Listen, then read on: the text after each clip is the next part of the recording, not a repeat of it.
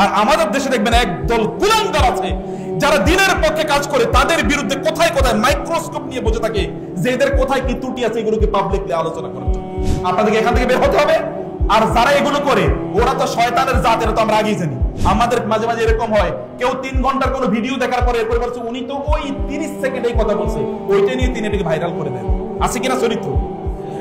আল্লাহ সুবহানাহু ওয়া তাআলা আল্লাহর রাসূলের সাথে যারা ছিলেন সাহাবায়ে কেরাম, তাদের কথা বলেছেন, তাদের দোষত্রুটিগুলো আল্লাহ ঢেকে রাখবেন। এটা আল্লাহর কাজ। আল্লাহর দ্বীনের জন্য আপনি কাজ করলে আল্লাহ দোষত্রুটি ঢেকে রাখবেনই। ওরা তো শয়তানের জাত, আল্লাহ আমরা আগেই জানি। এবং ওই শয়তানের জাতকে আল্লাহ সুবহানাহু ওয়া তাআলা পরাজিত করবেনই। এটা আল্লাহ সুবহানাহু ওয়া তাআলার প্রতিজ্ঞা।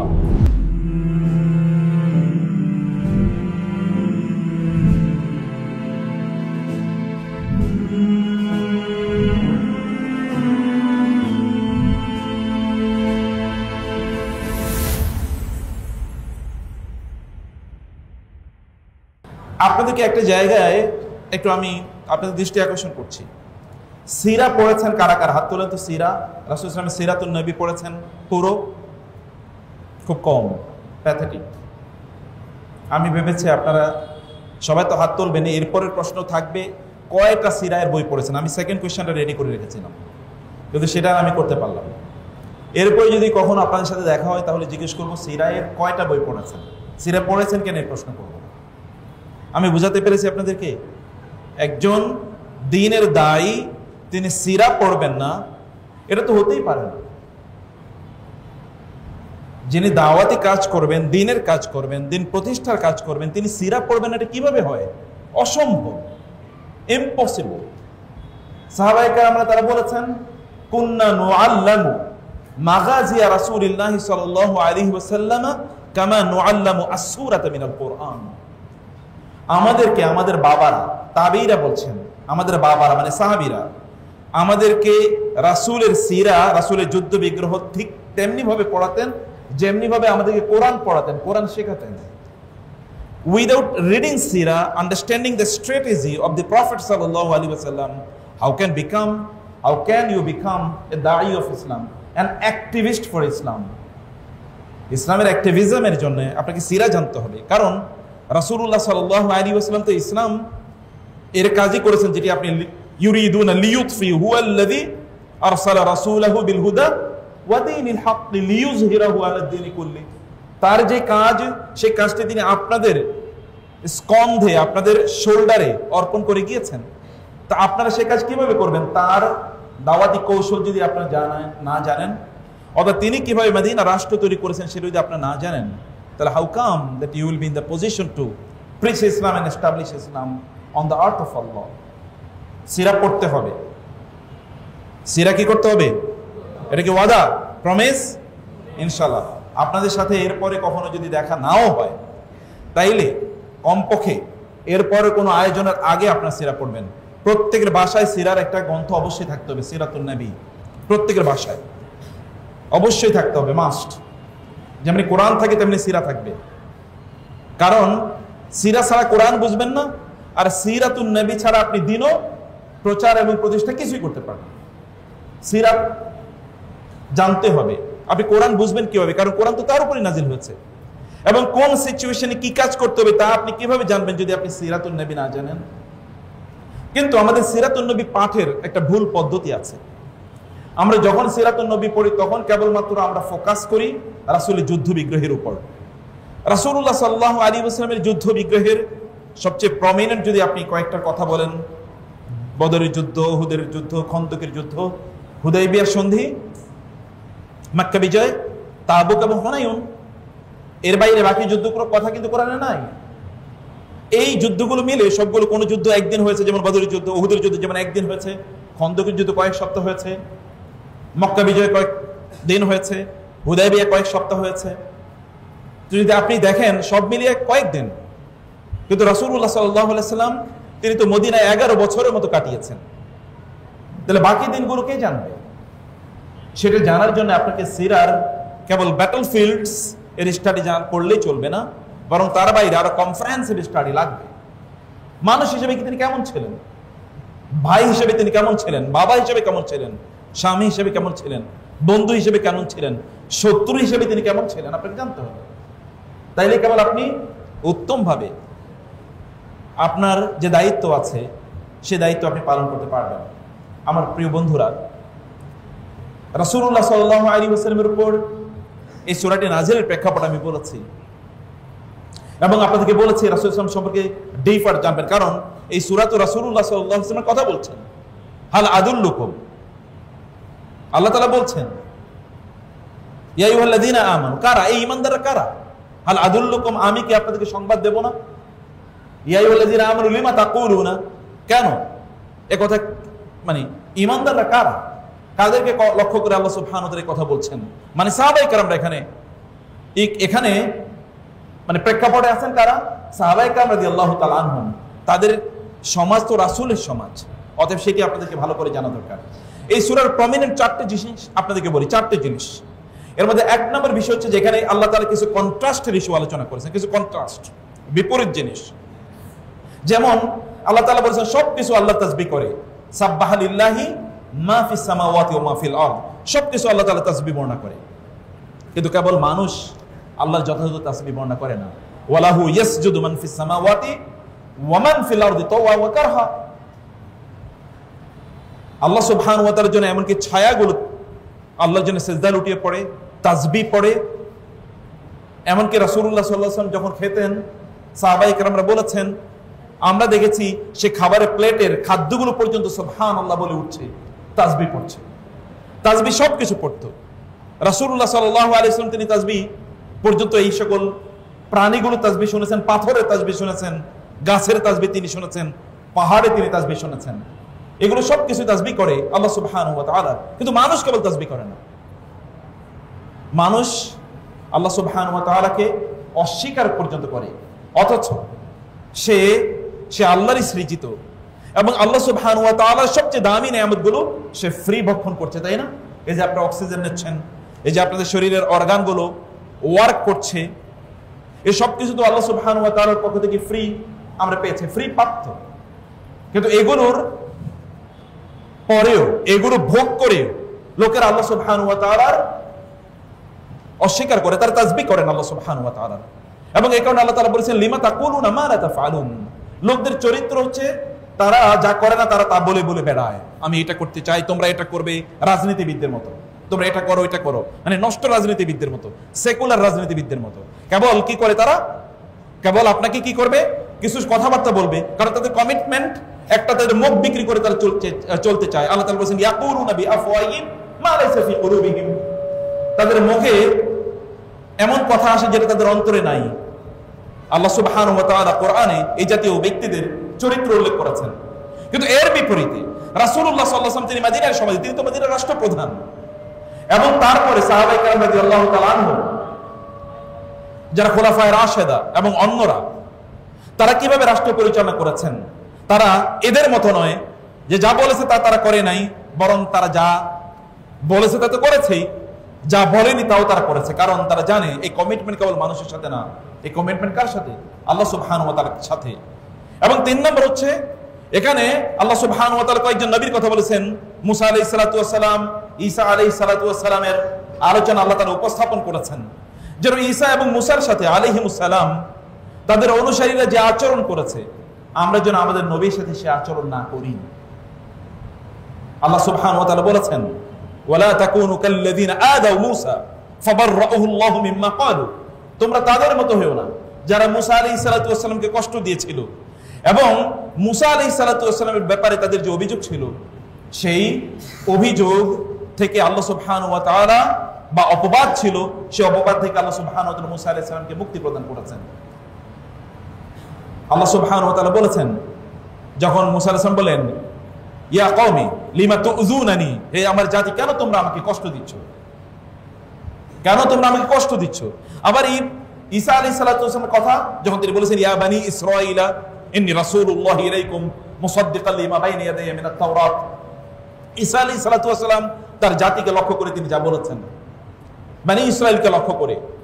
এবং তারা ঈসা আলাইহিস সালাতু ওয়াস সালাম এবং মুসা আলাইহিস সালামের অনুসারীরা, মুসা আলাইহিস সালাম অবাধ্য হয়েছেন, আমরা যেন আমাদের রাসূলের অবাধ্য না হই, এই কথা এখানে আছে কন্ট্রাস্ট। ওরা যা করেছে তার বিপরীত তোমরা করো। অতঃপর আল্লাহ সুবহানাহু ওয়া তাআলা আমাদেরকে বললেন, আল্লাহ সুবহানাহু ওয়া তাআলা তার দ্বীনকে এই জমিনে প্রতিষ্ঠা করার জন্য পাঠিয়েছেন নবীকে। হুয়াল্লাযী আরসালা রাসূলাহু বিল হুদা ওয়া দীনিল হাক্কি লিইয়ুযহিরাহু। এরপর আল্লাহ তাআলা বলেছেন ওয়ালাউ কারিহাল মুশরিকুন ওয়ালাউ কারিহাল কাফিরুন। যদিও কাফেররা এবং যদিও মুশরিকরা তারা অপছন্দ করে, কিন্তু আল্লাহ সুবহানাহু ওয়া তাআলা তারা চায় আল্লাহর আলোকে, আল্লাহর নূরকে, মানে আল্লাহর দ্বীনকে তাদের মুখের ফুৎকারের মাধ্যমে তারা কি করে দেবে, এটাকে নিভিয়ে দেবে। কিন্তু আল্লাহ সুবহানাহু ওয়া তাআলা তার জমিনে তার নূরকে, মানে তার দ্বীনকে প্রতিষ্ঠিত করবেনই করবেন। সেটা আল্লাহ সুবহানাহু ওয়া তাআলা করবেন, হয় আপনাদেরকে নিয়ে অথবা আপনাদেরকে বাদ দিয়ে। কারণ আল্লাহ সুবহানাহু ওয়া তাআলা বলেছেন, যদি তোমরা আল্লাহ সুবহানাহু ওয়া তাআলার দ্বীনকে প্রতিষ্ঠা না করো, তাহলে আল্লাহ সুবহানাহু ওয়া তাআলা এমন একটা জাতি নিয়ে আসবেন, সুম্মা লা ইয়াকুনু আমসালাকুম, তারপরে তারা তোমাদের মতো হবে না। ওয়াদাল্লাহু আল্লাযীনা আমানু মিনকুম ওয়া আমিলুস সালিহাতি লা ইস্তাখলিফান্নাহুম ফিল আরদি কামা ইস্তাখলাফাল লাযীনা মিন ক্বাবলিহিম ওয়া লা ইউমাক্কিনান্না লাহুম দীনাহুম আল্লাযী ইরতাদা লাহুম ওয়া লা ইউবাদদিলান্নাহুম মিন বা'দি খাউফিহিম আমনা ইয়াবুদুনানি লা ইউশরিকুনা বি শাইআ। আপনাদের মাধ্যমে আল্লাহ সুবহানাহু ওয়া তাআলা এই জমিনে আল্লাহর দ্বীন প্রতিষ্ঠা করবেন। কেবল আপনারা দুটো কাজ করতে হবে। একটা কাজ হচ্ছে আপনারা কেবল ইবাদত করবেন কার? আল্লাহ সুবহানাহু ওয়া তাআলা। আল্লাহর ইবাদত করবেন, আল্লাহর কাছে আত্মসমর্পণ করবেন। গোটা পৃথিবী আপনাদের কাছে আত্মসমর্পণ করতে বাধ্য হবে। আপনার সিজদায় লুটিয়ে পড়বেন আল্লাহ সুবহানাহু ওয়া তাআলার কাছে। গোটা পৃথিবীকে আল্লাহ সুবহানাহু ওয়া তাআলা আপনাদের সেবা দাসে পরিণত করে দেবেন।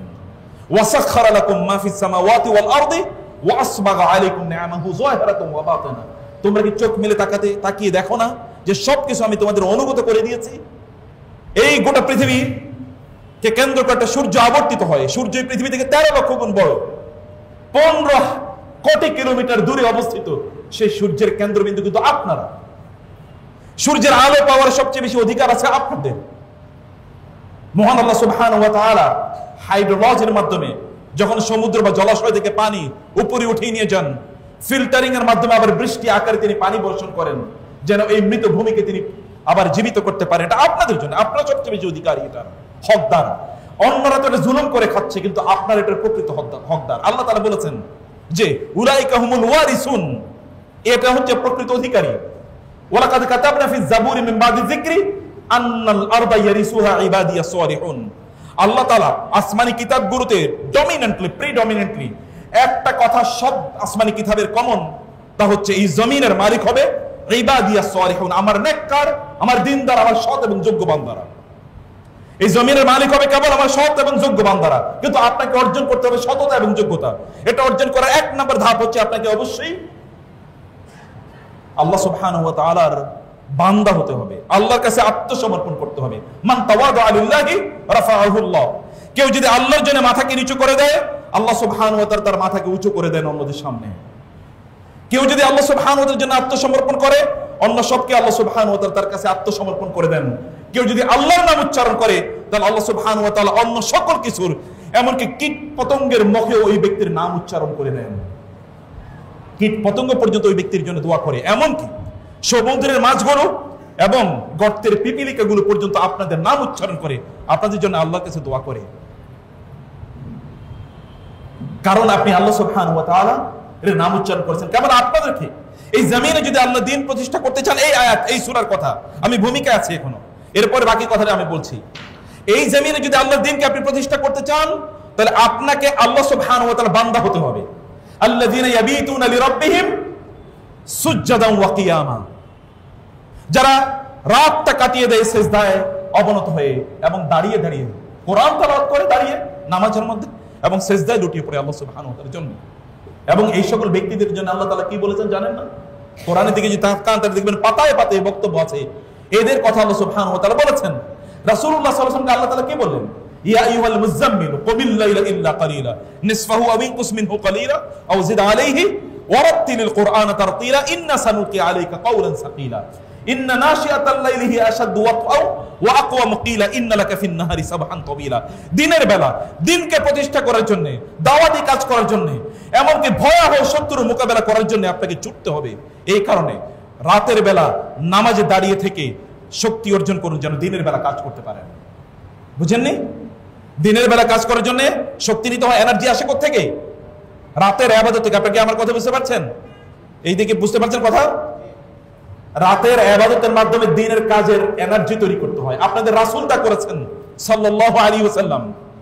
গোটা বিশ্ব তার বিপরীতে দাঁড়িয়ে আছে, কিন্তু তিনি একা দিনই আন্দোলন করে গেছেন, দিন প্রতিষ্ঠার কাজ করে গেছেন, দাওয়াতি কাজ করে গেছেন। তাকে হত্যা করার জন্য এমন করে পরিকল্পনা নাই। 13 বছর জুড়ে তারা মক্কার কাফের এবং মুশরিকরা করে না, এমন কিছু না। এই করে রাসূল সাল্লাল্লাহু আলাইহি ওয়াসাল্লাম বলেছেন, তোমাদের যদি কোনো কষ্ট হয়, তোমাদের মানুষকে যদি হত্যা করা হয়, তোমাদের যদি রক্তপাত করা হয়, তোমাদের বিরুদ্ধে যদি কেউ মিথ্যা অপবাদ দেয়, তোমাদের উপর যদি জুলুম করে, তাহলে আমার কথা মনে করবা, আমার উপর কি জুলুম করা হয়েছে, আমাকে কি মিথ্যা অপবাদ দেওয়া হয়েছে, আমার কিভাবে রক্তপাত করা হয়েছে, আমার মানুষকে কিভাবে হত্যা করা হয়েছে, এগুলো একবার মনে করবা, তাহলে তোমাদের কষ্টগুলো কমে যাবে। আমার চেয়ে বেশি কষ্ট কাউকে দেওয়া হয় না। তিনি আল আমিন আস-সাদিক। তার মানুষগুলো হত্যা করা হয়েছে, তাকে নির্বাসনে পাঠানো হয়েছে, বয়কট করা হয়েছে, তার রক্তপাত করা হয়েছে, এবং তার মাথার উপর ওটের নাড়ি বুড়ি এভাবে চাপিয়ে দেওয়া হয়েছিল, দম বন্ধ করে সাফোকেট করে তাকে হত্যা করার জন্য। তার মেয়ে এসে দাঁড়িয়ে চিৎকার করে এসে বললেন, তোমরা আমার বাবাকে কেন হত্যা করছো? আমার বাবা তো কেবল লা ইলাহা ইল্লাল্লাহ বলে, আর তো কিছু না। কেন তোমরা আমার বাবাকে হত্যা করছো? ওয়া মা নাকাবু মিনহুম ইল্লা ইউমিনু বিল্লাহিল আজিজিল হামিদ। আল্লাহর কথা বললে আপনাকে জুলুমের শিকার হতেই হবে। এরপরে আয়াতগুলোতে আপনারা আজকের দার্সে যে আয়াতগুলো রেখেছেন, সেখানকার বক্তব্য এটাই।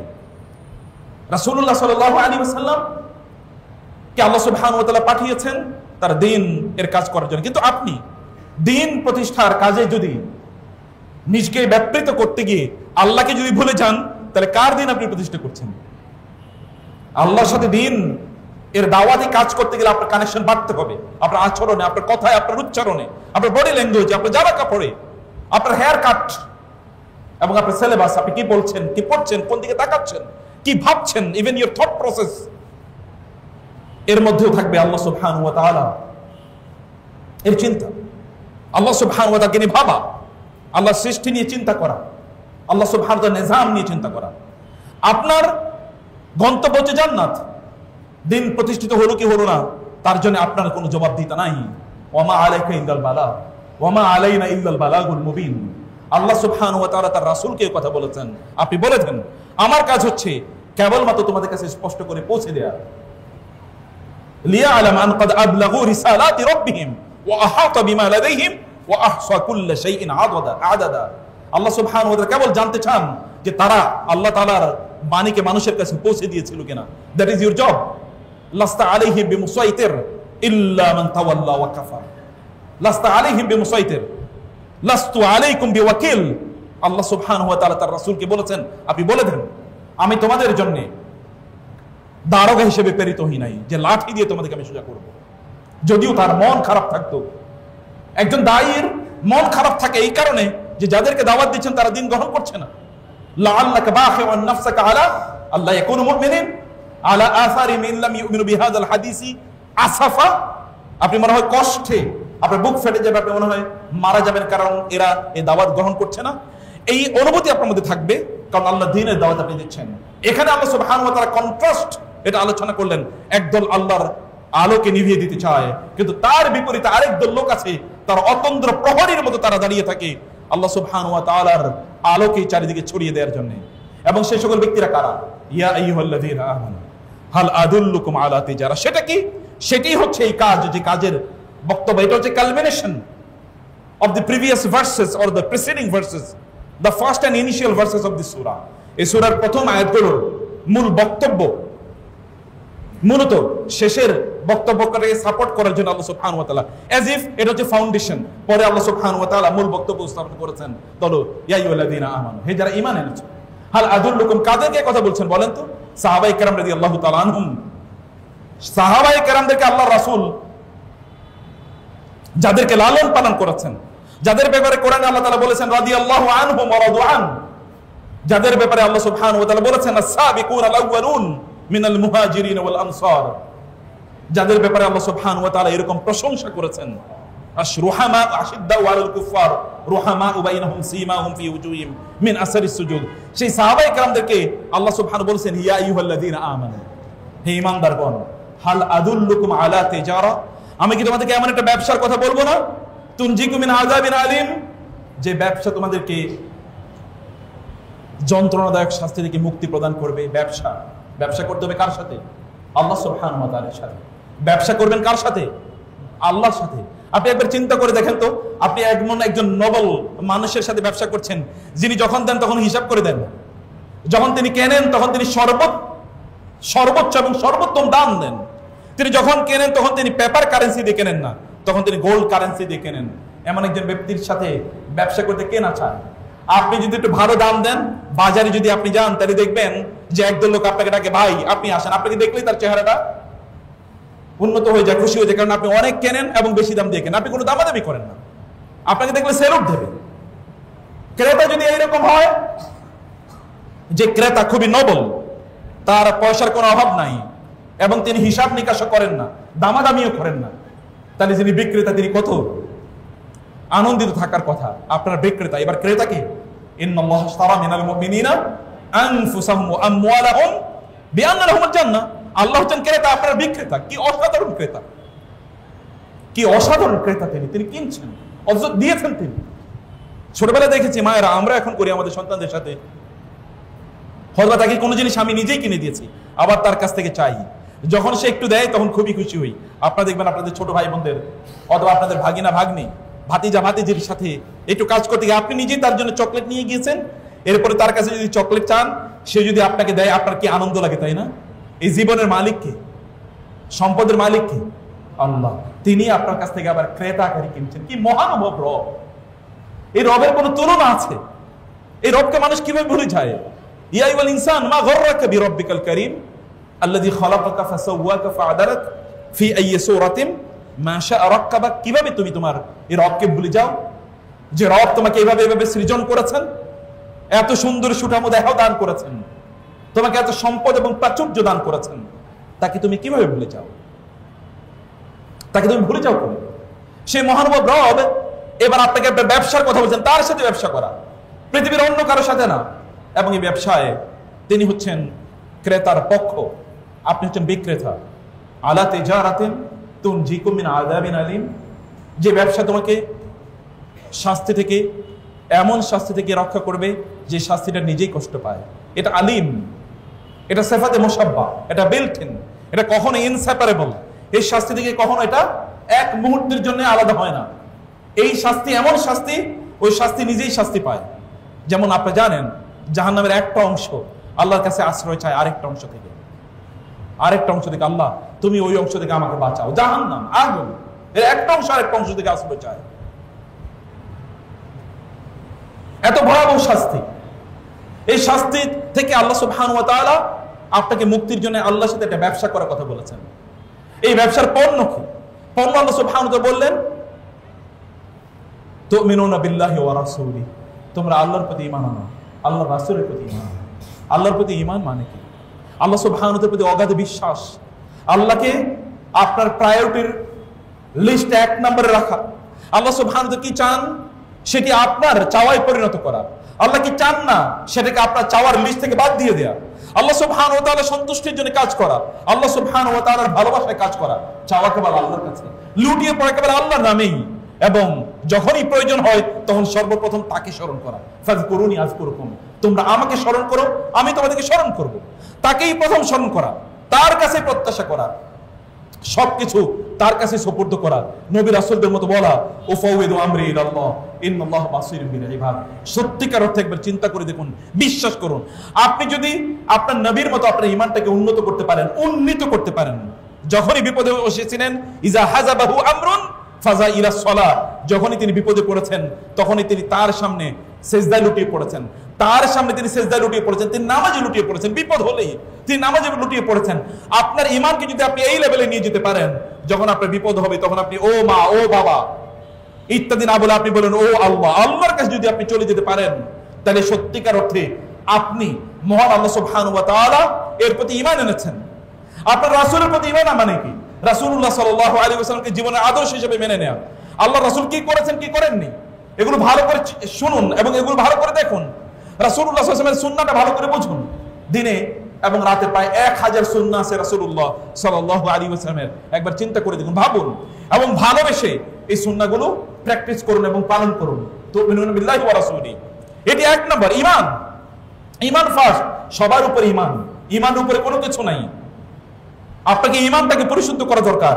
ঈমান যেন মুযাবযাবিন এর মতো না হয়, যে আপনি ঈমান মানে এরকম না যে আপনি বিপদে পড়বেন না, বিপদে কেবল মুমিনরাই পড়ে। কারণ আল্লাহ সুবহানাহু ওয়া তাআলা স্বর্ণকে যেমনি ভাবে আমরা অর্নামেন্টে রূপান্তরিত করার জন্য, এটার খাদগুলো দূর করার জন্য আগুনে এটাকে কি করা হয়, উত্তপ্ত করা হয়, এরপর এটাকে দিয়ে অর্নামেন্টস বানানো যায়। আদারওয়াইজ একেবারে স্বর্ণের যেটা মানে থেকে খনিজ থেকে যেটা বের করে নিয়ে আসা হয়, অথবা যেটাকে স্বর্ণের আমরা কোন একটা বার বলি, স্বর্ণের বার দিয়ে কোনোদিনই অলংকার বানানো যায় না, এটা অবশ্যই আগুনে দেওয়া লাগে। অবশ্যই আপনাকে আল্লাহ সুবহানাহু ওয়া তাআলা বিপদ আপদের মাধ্যমেই তার প্রিয় বান্দাদের অন্তর্ভুক্ত করে নেবেন। বিপদ আপদ আপনার জীবনে আসবেই, কিন্তু এই বিপদ আপদে আল্লাহ সুবহানাহু ওয়া তাআলার কাছে আপনার আত্মসমর্পণ আপনি করছেন কিনা, সেটি হচ্ছে ঈমান কথা। এরপরে আল্লাহ সুবহানাহু ওয়া তাআলা বললেন, ওয়া তুজাহিদুনা ফি সাবিলিল্লাহি বিআমওয়ালিকুম ওয়া আনফুসিকুম, তোমরা আল্লাহর রাস্তায় যুদ্ধ করবে কি দিয়ে? তোমাদের জীবন এবং তোমাদের বিআমওয়ালিকুম ওয়া আনফুসিকুম, তোমাদের মাল এবং তোমাদের জীবন দিয়ে তোমরা আল্লাহর রাস্তায় তোমরা যুদ্ধ করবে। সম্মানিত ভাইরা এবং আমার প্রিয় বন্ধুরা, আল্লাহ সুবহানাহু ওয়া তাআলা তিনি আপনাকে জিহাদের কথা বলছেন, যুদ্ধের কথা বলছেন।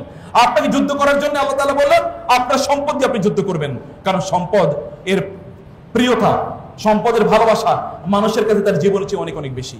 দেখেন না, সম্পদের জন্য লোকেরা তারা জানতো, এবং তাদের পূর্বপুরুষরা, তাদের বাবারাই, তাদের বাপ দাদারাই এই সম্পদ লুট করতে গিয়ে তারা কিভাবে এই দুনিয়া থেকে তাদের নামগুলো নিশ্চিহ্ন হয়ে গিয়েছিল, তারা কি দেখে না, তারা কি জানে না? কিন্তু তারপরে তারা এই কাজগুলো করেছে, কারণ সম্পদের লোভ মানুষের জন্য এত ভয়াবহ যে মানুষ সবকিছু মুহূর্তের জন্য তারা ভুলে যায়, তারা পরিণতির কথা তারা ভুলে যায়, অথবা তাদের যে কি ভয়াবহ পরিণতি হতে পারে এটা তারা মুহূর্তের মধ্যে তারা ভুলে যায়। একবার এই কারণে আল্লাহ সুবহানাহু ওয়া তাআলা বলেছেন যে একদল মানুষ তারা লিহুব্বিল খায়রি লাশাদীদ, তারা সম্পদকে প্রচন্ড ভালোবাসে। মানে আলহাকুমুত তাকাসুর হাত্তা যুরতুমুল মাকাবির, মানুষরা তারা কেবল এই সম্পদের প্রতিযোগিতায় মৃত্যু পর্যন্ত তারা লিপ্ত হতেই থাকে। এ কারণে আল্লাহ সুবহানাহু ওয়া তাআলার কাছে আল্লাহর রাস্তায় জিহাদ করার জন্য আপনাকে এক নম্বর যে কাজটি করতে হবে তাহলে আপনার সম্পদকে ব্যয় করতে হবে। আপনি বলবেন আপনার সম্পদ কতটুকু?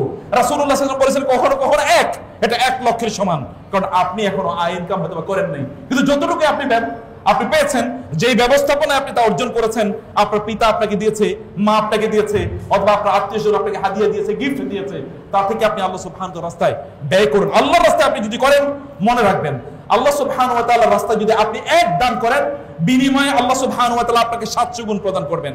আর কিছু কিছু জায়গায় কিছু লোক আল্লাহ তাআলার কাছে এত এলিট ক্লাসের মানুষ, আল্লাহ তাআলা তাদের জন্য 700তে গিয়ে থামেন না। তিনি বলেন ওয়াল্লাহু ইউদাইফু লিমান ইয়াশা, আল্লাহ সুবহানাহু ওয়া তাআলা আরো এমন কিছু বান্দা আছে তারা এত ভিভিআইপি ক্যাটাগরির যে 700 গুণে তাদের জন্য থামে না আল্লাহ সুবহানাহু ওয়া তাআলা, বরং আল্লাহ তাআলা কত গুণ বাড়াবেন এটা কেবল আল্লাহ তাআলাই জানেন, এটা তিনি ডিসক্লোজও করেন না কারোর জন্য। তিনি এত বাড়িয়ে দেন, এতটুকু তিনি বাড়ার অথবা এতটুকু তিনি করার ব্যবস্থা করে দেন। এটার জন্য আপনার লাগবে মন, আপনি কেবল একটা আবু বকরের মন লাগবে, অথবা একজন ওসমানের মতো আপনার মন লাগবে, আর কিছুই না। আপনার একজন আবু বকরের মতো মন লাগবে, যিনি রাদিয়াল্লাহু তাআলা আনহু রাসূলুল্লাহ সাল্লাল্লাহু আলাইহি ওয়াসাল্লামের জন্য তার সম্পদকে প্রায় 6 বার তার সকল সম্পত্তি নিয়ে আল্লাহ রাসূলের জন্য ব্যয় করে দিয়েছিলেন। আপনি কেবল খাদিজাতুল কুবরার মতো একটা মন লাগবে, মক্কার সবচেয়ে ধনী নারী এবং সবচেয়ে প্রভাবশালী ব্যবসায়ী, কিন্তু যখন তিনি বিয়ে করেছেন তার সকল সম্পত্তি নিয়ে আল্লাহ রাসূলকে দিয়ে দিলেন। যখন দিন এর দাওয়াতের বাধ্যবাধকতা আল্লাহ রাসূলের উপর, তাবলীগের বাধ্যবাধকতা আল্লাহ তাআলা তার রাসূলের উপর করে দিলেন, কোরআন নাযিল হলো, ইকরা এর মাধ্যমে তাকে নবুয়তের দায়িত্ব প্রদান করা হলো, রিসালাতের দায়িত্ব প্রদান করা হলো, তখন খাদিজাতুল কুবরা রাদিয়াল্লাহু তাআলা বললেন আমার এই সম্পদ আপনার জন্য, আপনার দ্বীনের জন্য, আপনার জন্য এবং রবের জন্য সব সম্পদ। তিনি সব তার সকল সম্পদ, খাদিজার এত সম্পদ গেল কোথায়? আল্লাহ রাসূল সাল্লাল্লাহু আলাইহি ওয়াসাল্লাম তিনি কেবল বক্তব্য দেন নাই, তিনি ব্যয় করেছেন। রাসূলুল্লাহ সাল্লাল্লাহু আলাইহি ওয়াসাল্লাম জিবরিল এসে বললেন আপনি যদি আমাকে বলেন তাহলে উহুদ পাহাড়কে আপনার জন্য সোনায় পরিণত করে দেব, আপনি যদি আমাকে বলেন তাহলে আসমান থেকে বৃষ্টি নাজিল না হয়ে আপনার জন্য সোনা নাজিল হবে। আল্লাহ রাসূল সাল্লাল্লাহু আলাইহি ওয়াসাল্লাম চাইলে তাই হতো, কিন্তু তারপরেও তার কাছে যাই এসে তিনি ব্যয় করে দিয়েছেন, কারণ আপনার একটা নোবেল পারপাস আছে। এবং আল্লাহ সুবহানাহু ওয়া তাআলা এই কারণে মানুষের কাছে সবচেয়ে প্রিয় যে জিনিসটি তাহলে সম্পদ যেন তারা আল্লাহ সুবহানাহু ওয়া তাআলার রাস্তায় যেন তারা ব্যয় করেন, এই কাজটি আল্লাহ তাআলা করতে বলেছেন। এবং এটি আপনি নিজে না পারেন, আপনি অন্যকে বলুন, অন্যকে উদ্বুদ্ধ করুন, এটাও আপনার জন্য দাওয়াতি কাজ, এটাও আপনি করবেন। কিন্তু আপনাকে মনে রাখতে হবে যে আপনার নিজ দিয়ে তা করতে হবে, আপনার সামর্থ্য অনুসারে তা করুন। রাসূলুল্লাহ সাল্লাল্লাহু আলাইহি ওয়াসাল্লাম যখন তাবুকের যুদ্ধ হয়, রাসূলুল্লাহ সাল্লাল্লাহু আলাইহি ওয়াসাল্লাম বললেন সকল সাহাবায়ে কেরামদেরকে ফিজিক্যালি এন্ড ফাইন্যান্সিয়ালি অংশগ্রহণ করতে হবে, কেউ পেছনে থাকতে পারবে না, সবাইকে দান সাদাকা করতে হবে। এমন কিছু সাহাবী ছিল রাদিয়াল্লাহু তাআলা আনহুম আজমাইন, তারা এমন করলেন যে একজন সাহাবী আমি লম্বা আলোচনায় আমি না গিয়ে কেবল একজন সাহাবীর কথা বলছি। তিনি রাতের বেলা ঘুম থেকে জেগে উঠলেন এবং তিনি উঠে তিনি বললেন সেজদায় মানে তাহাজ্জুদের নামাজে তিনি দাঁড়িয়ে গেলেন, সেজদায় লুটিয়ে পড়লেন এবং সেজদায় লুটিয়ে তিনি বললেন, আল্লাহ তোমার রাসূল বলেছে আমাদের যা সামর্থ্য আছে আমরা যেন ওয়ার ফান্ডে, যুদ্ধের যে ফান্ড, এই ফান্ডে যেন আমরা দান করি। ইয়া আল্লাহ তুমি জানো আমার কিছুই নাই দেওয়ার মতো, আমার কিচ্ছু নাই আল্লাহ, আমি কেবলমাত্র এতটুকু দান করলাম। আমি যতদিন বেঁচে থাকবো কোন মুসলিম যদি আমাকে কষ্ট দেয় তাহলে এই কষ্টের কারণে তুমি আমাকে যে সওয়াব দেবে এই সওয়াবগুলো আমি গোটা মুসলিম উম্মার জন্য দান করে দিলাম আল্লাহ, আমি এতটুকু দান করলাম। আমার তো আর কিছুই দেওয়ার মতো নেই, আমার আর কিছুই দেওয়ার মতো নেই। ফজর নামাজে তিনি অংশগ্রহণ করলেন। রাসূল ইসলাম ফজর নামাজের পরে বললেন, আইনাল মুতাসাদ্দিক আল বারিহা, গত রাতে যেই দান করেছিল সে কই, দাঁড়াও। তিনি দাঁড়ালেন না। দ্বিতীয়বার বলো দাঁড়াও, তিনি দাঁড়ালেন না। তৃতীয়বার যখন বলা হলো কেউ দাঁড়ালো না, তিনি ভাবলেন বুঝি রাসূল আমাকে বলেছেন আইনাল মুতাসাদ্দিক ওয়াল বারিহাতা, গত রাতে যে দান করেছিল সে দাঁড়াও। তিনি দাঁড়িয়ে গেলেন, বলল যে তোমার দান আল্লাহ সুবহানাহু ওয়া তাআলা অন্য সকল দানের সাথে কবুল করে নিয়েছেন, তোমার দান আল্লাহ তাআলা কবুল করে নিয়েছেন। আরেকজন তার কিছুই নাই, তিনি কেবল একটু অল্প কয়েকটা খেজুর, এটা আমি জানি না কত ছটাক হবে, খেজুর তিনি নিয়ে আসলেন। এই খেজুর নিয়ে আসার পর ওই মুনাফিকরা দূরে দাঁড়িয়ে আছে, মুনাফিকরা হাসাহাসি করছে। আল্লাহ সুবহানাহু সূরাত তাওবা এর আয়াতগুলো পড়বেন যে এরা আল্লাযিনা ইয়ালমিজুনাল মুত্তাওয়িঈনা, যারা কম দান করেছে একেবারে হালকা সামান্য, তাদেরকে নিয়ে এরা হাসি ঠাট্টা করেছিল। আল্লাহ সুবহানাহু ওয়া তাআলা সূরাত তাওবার লম্বা প্রায় অনেকগুলো আয়াত নাযিল করলেন এই সকল দানশীল ব্যক্তিদের জন্য যারা খুব কম দান করেছে। আপনাকে সাদাকা করতে হবে। সাদাকা কেন এটাকে সাদাকা বলা হয় বুঝতে হবে। সাদাকা শব্দটি হচ্ছে সাদাকাল্লাহু, আল্লাহ সত্য বলেছেন, মানে আপনার ঈমানের ক্ষেত্রে যে আপনি সত্যবাদী এটা দানের মাধ্যমে কেবল প্রমাণ পায়, এই কারণে এটাকে সাদাকা বলা হয়। Otherwise there is no other way to explain it, this terminology. আপনি আপনার কিসের মাধ্যমে, আপনি আপনার সম্পদের মাধ্যমে আপনি করবেন, ওয়া আনফুসিকুম, এবং আপনার জীবনের মাধ্যমে আপনি করবেন। আপনার জীবন, সাহাবায়ে কেরামরা জীবন দিয়েছেন, আপনি আপনার জীবনকে আল্লাহ সুবহানাহু ওয়া তাআলার রাস্তায় দেওয়ার জন্য আপনি উন্মুক্ত থাকতে হবে। ওমর রাদিয়াল্লাহু তাআলা, খালিদ ইবনে ওয়ালিদ রাদিয়াল্লাহু তাআলা তার ইন্তেকালের সময় তিনি কাঁদছিলেন, তিনি তার বিছানায় তিনি শুয়ে আছেন এবং তার অসুস্থতা তিনি মারা যাবেন, তিনি কাঁদছেন। অন্যরা বলছেন ইয়া খালিদ ইয়া সাইফুল্লাহ আল মাসলুল, আপনি কাঁদছেন কেন? তিনি বলেন দেখো আমি 100-এর বেশি যুদ্ধে অংশগ্রহণ করেছি রাসূলের সময় এবং তারপরে আমি এত যুদ্ধে অংশগ্রহণ করেছি, আমার প্রত্যাশা ছিল যুদ্ধের ময়দানে আমি শাহাদাত বরণ করব, আমি যুদ্ধের ময়দানে শহীদ হব, এটা আমার প্রত্যাশা ছিল। কিন্তু দেখো এই যে এখানে আমি আমার বিছানা আমি মারা যাচ্ছি, আমার বিছানা আমি মারা যাচ্ছি, আমি কাঁদবো না, কে কাঁদবো? লোকেরা বললেন ইয়া খালিদ আপনি কেন কাঁদছেন? আল্লাহ না, আল্লাহ রাসূল না আপনাকে সাইফুল্লাহিল মাসলুল, আল্লাহ সুবহানাহু ওয়া তাআলা উন্মুক্ত তলোয়ার বলে ঘোষণা করেছেন। এবং আপনি কি জানেন না ওই কথা আল্লাহ রাসূল বলেছেন কেউ যদি শাহাদাতের মৃত্যু প্রত্যাশা করে সে যদি তার বিছানায় মারা যায় তাহলে আল্লাহ সুবহানাহু ওয়া তাআলা তাকে শহীদ হিসেবে গণ্য করবেন। তার অন্তরে শাহাদাতের মর্যাদা তামান্না থাকতে হবে। খালিদ ইবনে ওয়ালিদ তিনি মারা যাচ্ছিলেন, এখানে যখন তিনি মারা গেলেন তখন মদিনার নারীরা তারা কান্না করা শুরু করে দিল। মদিনার নারীরা তারা কান্না করছে। ওমর রাদিয়াল্লাহু তাআলা খেলাফতের আমল, ওমর রাদিয়াল্লাহু তাআলা আনহু এর কাছে লোকেরা এসে বললেন নারীরা কাঁদে, এই কান্না বাইরে যাওয়া তো নিষিদ্ধ ইসলামে, অতএব আপনি কিছু বলুন। ওমর ইবনে খাত্তাব একটা হুঙ্কার দিলে তো এমনি সবাই ভীত সন্ত্রস্ত হয়ে যায়। ওমর ঘর থেকে যখন বের হচ্ছিলেন তখনই শোনা গেল তার ঘর থেকেও একজন নারী কেঁদে উঠছে ইয়া খালেদা ওয়া খালেদা, হে খালেদ বলে তিনি কাঁদছেন। ওমর রাদিয়াল্লাহু জিজ্ঞেস করলেন কাঁদে কি? বলে আপনার মেয়ে রাসূলের স্ত্রী হাফসা রাদিয়াল্লাহু তাআলা কাঁদছেন খালেদের জন্য, হে খালেদ বলে কাঁদছেন। ওমর বুঝলেন একজন খালেদের জন্য গোটা পৃথিবী কাঁদা উচিত, অতএব নিষেধ করা হবে না, কাঁদুক লোকেরা। আপনার জীবনটাকে এমন করতে হবে যে আপনার জন্য অন্যরা কাঁদে, আপনি যেন পশু পাখি কাঁদে। কাম তারাকু মিন জান্নাতি ওয়া উন ওয়া যুরুই ওয়া মাতকামিন কারীম ওয়া না'মাতিন কানু ফিহা ফাকিহিন ফামা বাকাত আলাইহিমুস সামাউ ওয়াল আরদু ওয়া মা কানু মুনজিরিন।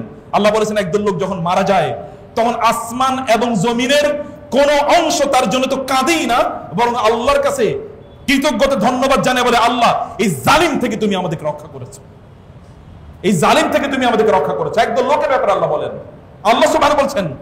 আর একদল লোক সূরাতুল আম্বিয়া আরেকদল লোকের ব্যাপারে আল্লাহ তাআলা বলেন যে এরা যখন কাঁদে, এরা যখন মারা যায় তখন তারা যেই জমিনে হাঁটতো, যেই জায়গায় তারা বসতো, যেই জায়গায় তারা সিজদা দিত, যেই মসজিদে তারা যেত, যেই মক্তবে তারা যেত, অথবা যেই মাঠে ময়দানে তারা কাজ করত, ওই প্রত্যেকটা অংশ তাদেরকে মিস করে এবং আল্লাহ সুবহানাহু ওয়া তাআলার কাছে কেঁদে বলতে থাকে আল্লাহ আমি তোমারই বান্দাকে মিস করছি, তুমি তাকে ক্ষমা করে দাও।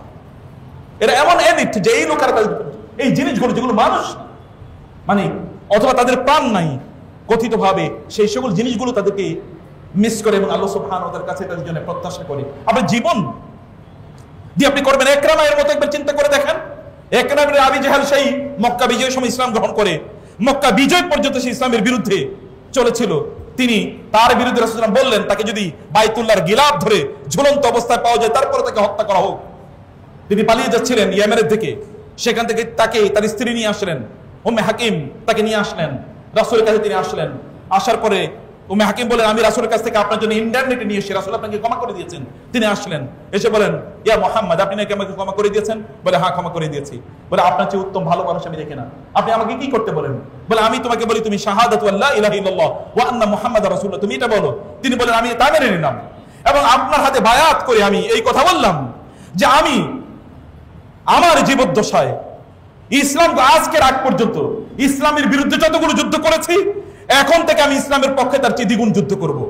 এতদিন আমি ইসলামের বিপক্ষে যত সম্পদ ব্যয় করেছি এখন থেকে যতদিন বেঁচে থাকি ইসলামের পক্ষে তার চেয়ে দ্বিগুণ সম্পদ ব্যয় করব।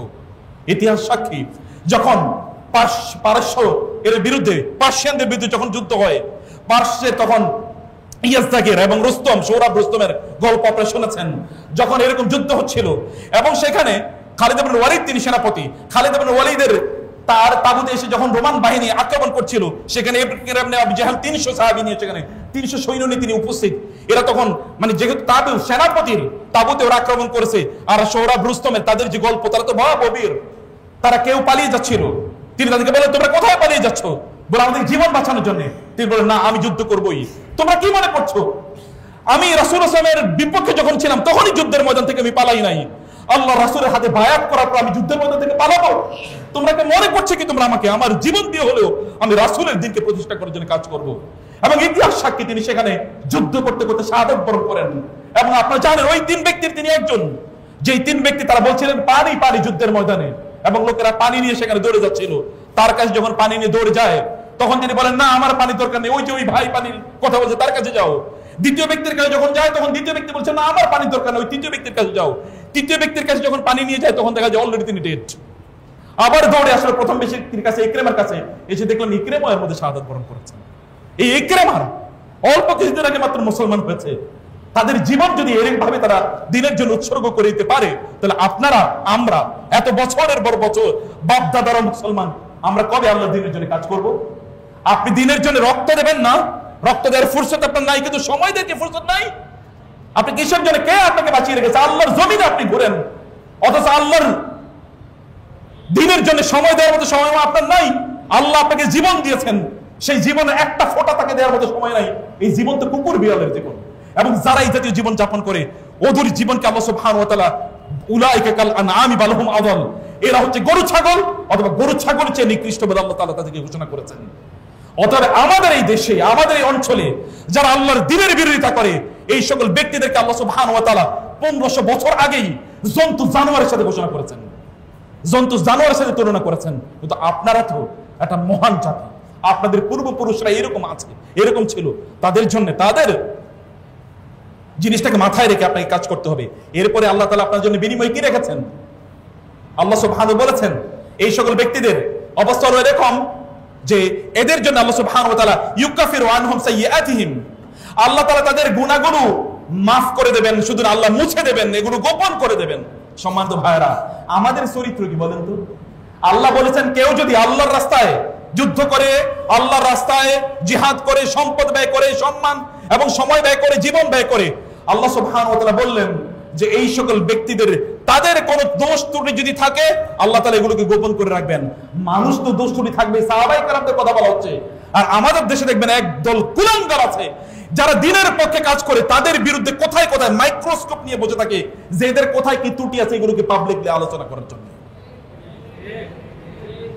আল্লাহ সুবহানাহু ওয়া তাআলা আল্লাহর রাসূলের সাথে যারা ছিলেন সাহাবায়ে কেরাম তাদের কথা বলেছেন, তাদের দোষ ত্রুটিগুলো আল্লাহ ঢেকে রাখবেন। এটা আল্লাহর কাজ। আল্লাহর দ্বীনের জন্য আপনি কাজ করলে আল্লাহ দোষ ত্রুটি ঢেকে রাখবেনই। আর আমাদের মুসলমানদের চরিত্র হইলো অন্য কোন মুসলমানের, আমাদের মাঝে মাঝে এরকম হয় কেউ 3 ঘন্টার কোন ভিডিও দেখার পরে এরপরে বলছে উনি তো ওই 30 সেকেন্ড এই কথা বলছে, ওইটা নিয়ে তিনি এটাকে ভাইরাল করে দেন। আছে কিনা চরিত্র? এটা আল্লাহওয়ালাদের চরিত্র, আল্লাহর দ্বীনের কর্মীদের চরিত্র। আর যারা এই জাতীয় কাজ করে তারা যদি আল্লাহর দ্বীনের কথা বলে এরা সত্যি করতে আল্লাহর দ্বীনের কর্মী না। আপনাদেরকে এখান থেকে বের হতে হবে, আর যারা এগুলো করে ওরা তো শয়তানের জাত, এটা তো আমরা আগেই জানি। ওরা তো শয়তানের জাত, আল্লাহ আমরা আগেই জানি। এবং ওই শয়তানের জাতকে আল্লাহ সুবহানাহু ওয়া তাআলা পরাজিত করবেনই। এটা আল্লাহ সুবহানাহু ওয়া তাআলার প্রতিজ্ঞা, এটা আল্লাহ তাআলা করবেন। 2 নম্বর কি? ওয়ায়ুদখিলুহুম জান্নাতিন, এটা আমার লাস্ট মিনিট। আল্লাহ সুবহানাহু ওয়া তাআলা তাদেরকে জান্নাতে প্রবেশ করাবেন, তিনি বলেছেন। বলেন না যে তারা প্রবেশ করবে, তিনি প্রবেশ করাবেন। তিনি কি করবেন? তাদেরকে প্রবেশ করাবেন।